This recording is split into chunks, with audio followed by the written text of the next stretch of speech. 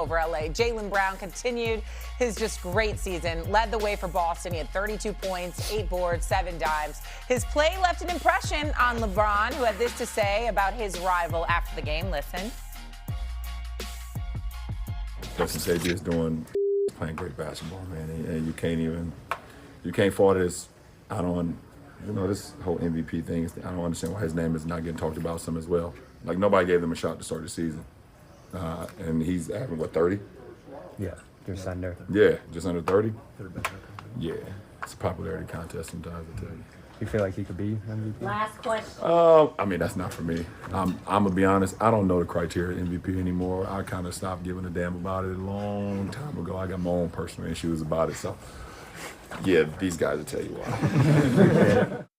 Oh, LeBron. Not saying much but saying everything, isn't he? Despite high praise from the 4-time MVP, LeBron James, Jaylen Brown has 40-1 odds to win MVP, according to DraftKings Sportsbook, which is tied with Luka Doncic for the 6th best odds. Perk, you first. Should Jaylen Brown be the MVP frontrunner right now, or is it a popularity contest? A popularity contest. What is? Look, whatever, Bron, you got it. Hey, it's your world. We just trying to get an appointment in it. But yeah, if I had to vote today, Jaylen Brown would get my vote. He's doing more with less, and I say that respectfully to Peyton Pritchard and Derek White and the others on his team. And when you think about where he got this squad at, being at the number 2 seed, when you think about him being the best two-way player in the game, because no other player in the NBA is doing what he's doing, meaning being a top 5 scorer in the league and a top 5 defender when it comes to opponent field goal percentage. And so when you think about Jaylen Brown and how he's taken that leap, how he's answered the call and shut a lot of haters up, for us, can he be a franchise guy? Can he carry a team? And what he has done this season, absolutely he should be the front runner right now for us MVP, and he definitely would get my vote if I had to vote today. I am a voter. And Stephen A., I would like to talk to my aquatic iguana. I like the tie today, Steve. I adore the tie. It's dope. I love the polka dots, all that. My brother Stephen A. has covered the league for damn near 30 years. There was one season in particular, over 30. I wasn't even trying to age you, brother. I was just trying to keep it round. Good. I don't look it. That's all that matters. I wish I was 75. You understand what I'm saying? I don't mind being old as hell. I wish I was 75. It don't matter because I don't look it and I don't feel it. So I'm good. Black don't crack as long as you don't do crack. There you go, Stephen A. Here we go. There was a season. There was a season that Stephen A. covered personally where the MVP was not on the best team. The MVP was on a team that was the 1st seed in the Eastern Conference, and we didn't look at him like he was the absolute best player. That man was Allen Iverson. There was also a season, my first year as a voter, where this player was not the best player on the best team, but his team performed the best. That was Derrick Rose in 2011. That's the precedent for not Jaylen Brown, but for Cade Cunningham in Detroit.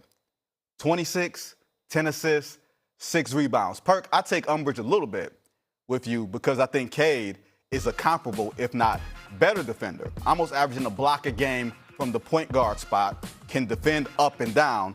And what we thought about Detroit going into the season when they lost Malik Beasley and they were not able to adequately replace that three-point shooting, we didn't think as a collective NBA public that the Pistons were going to be the 1 seed on pace for 60 wins without a second bona fide shot-creating superstar. So while I give you credit for the Celtics being overachievers, I will also say that if you're on a 60-win team in a season like this, it's not clear-cut that it's going to be Shai Gilgeous-Alexander or Nikola Jokic, who are the 2 best players in the game. I think sometimes you have to leave the door open for someone who's playing the best and on the best team, and that could very well be Cade Cunningham. We also got to remember that Russell Westbrook won it the year that he wanted averaging a triple-double, but they were like the 5th or the 6th seed. It was the 6th seed, and they won 47 games. It was 6th seed, exactly. So we got to remember that, too. I will tell you this, Perk, in all honesty, man.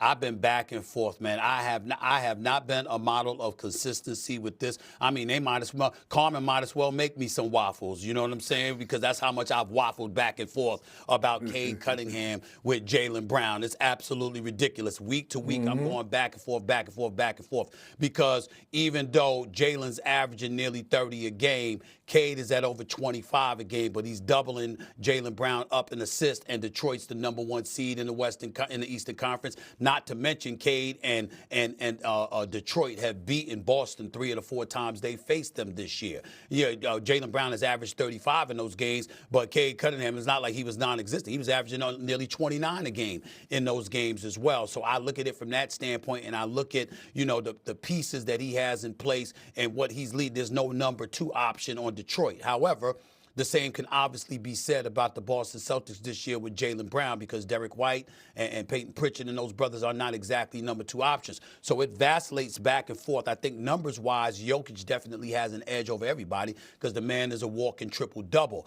But I think the top 2 candidates for league MVP honors this year is Cade Cunningham and Jaylen Brown. And week to week, it keeps changing because it's that close. I think this is going to go down as one of the closest MVP races in the modern era. It's that tight between these two going down the stretch. And I got to give credit where credit is due. As an aside, watching LeBron sitting there talking right there, I was wondering why the hell we didn't address the whole dress code thing that Pat Riley, you know what I'm saying? Pat Riley talked about he want the coaches in suits. I want to let everybody know it wasn't a topic. So do I. You know what I'm saying? I mean, obviously, I'm qualified to speak on that particular subject, no doubt. You know what I'm saying? Well, my suit game. But the point is, Pat Riley, Larry Brown, Chuck Daly, God rest his soul. I mean, these brothers, the way they wore suits. I mean, part of the reason my suit game is so elite is because of Larry Brown, Billy King, and Pat Croce up in there, because from the shoes to the outfits, Larry Brown would be suited down big time and really encouraged me to upgrade my wardrobe. So I just have to point that out. I just think it's very, very important. And Perk, you should be taking notes, my brother. You should be taking notes, because even though you look good, because you all looking good. You all looking good, Big Perk. I must tell you, I want to see your range. I mean, you rock that outfit and you look good in it, and but it's the same stuff every day. When we gonna see Perk suited down with the tie really stepping out? I'm waiting to see that range. Well, okay, so it's 2 things. 1, who made you the fashion police? And then 2, I've been the fashion police. I've been the fashion police for years. I came to the conclusion that you the type of individual. I have a friend that's like you. His name is Rajon Rondo. When he used to dress, he thought he was the flyest guy on the team. And we always used to tell Rondo, "Look at you. You're watching yourself walk. That's you."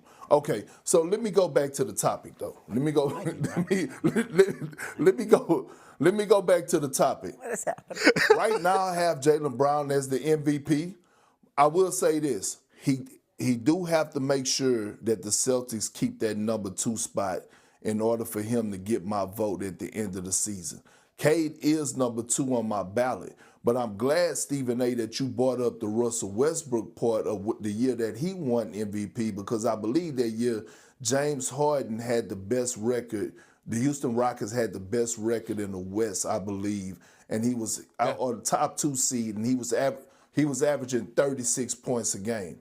The reason that Russ won it, not only did he average a triple-double, but because it was the year after KD left. So when I think about this situation, it's similar because it's Jason Tatum being out, and people had a whole lot of questions. Think about this offseason, y'all, real quick.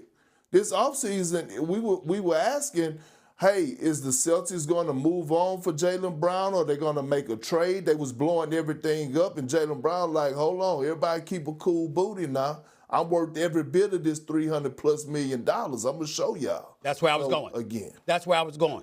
That's where I was going. When other people were talking about moving on from him, I was like, hell no. You paid him $304 million. You understand what I'm saying? That's number one option money. Let him show us that he's the number one option, which I believed he could do, and he's done it. And he's a top 2 league MVP and candidate. And last but not least, Shay, bringing up, speaking to Perk's point, when they had me on camera, and people would talk about I walked into the arena. I've had to correct people on this many times. They say when I dress and ABC will put the camera on me or ESPN will put the camera on me doing the walk from the loading dock area and stuff like that, because that's where I rolled in. People were saying he walking in like he one of the players. And I said, no, totally false. I'm not on their level. I'm walking in like I'm the best dressed dude in the arena. That's what I was walking in like. I said the players needed to take notes. And now here we are. Now here we are this year. And I'm still telling the players they need to take notes. All that damn money LeBron and them making. You can't dress better than that? I'm so happy Pat Riley brought that up. He got a statue outside of the state arena, and he letting everybody know there should be a dress code, at least for the coaches. You damn right, all this money y'all get made, dressing like y'all shopping at Target or something. They need to get it together. They need to upgrade their wardrobe. Yes, they do. Yes, they do.